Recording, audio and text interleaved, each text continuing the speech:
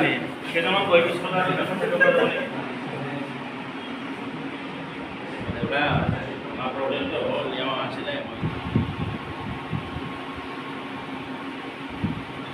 মই আমাৰ অসম চৰকাৰকো মানে ৰিকুৱেষ্ট কৰোঁ যে আমাৰ ডক্টৰবিলাকক যাতে যিমানখিনি পাৰে সুৰক্ষা দিয়ে সেইখিনিয়ে বিচাৰোঁ আৰু মানে এইটো লাজ লগা কথা যে ভাৰতবৰ্ষই আজি ৭৮তম স্বাধীনতা দিৱস পালন কৰিছে তথাপি আমি ইয়াত মহিলাৰ সুৰক্ষা আৰু স্বাধীনতাৰ বাবে প্ৰতিবাদ কৰিব লগা হৈছে মানে এইটো মোৰ কাৰণে ইম'চনেল কথা এই যে মহিলা আৰু মই ইয়াত দন্ত চিকিৎসক বা এনে মেডিকেল প্ৰফেশ্যনেল বুলি নহয় এজনী মহিলা হিচাপে মই আজি ইয়াত প্ৰতিবাদত ভাগ লৈছোঁ তো মই বিচাৰোঁ যে এতিয়া যোনটো পশ্চিমবংগত ইমান ডাঙৰ ঘটনাটো হৈছে তো দুৰ্বৃত্তক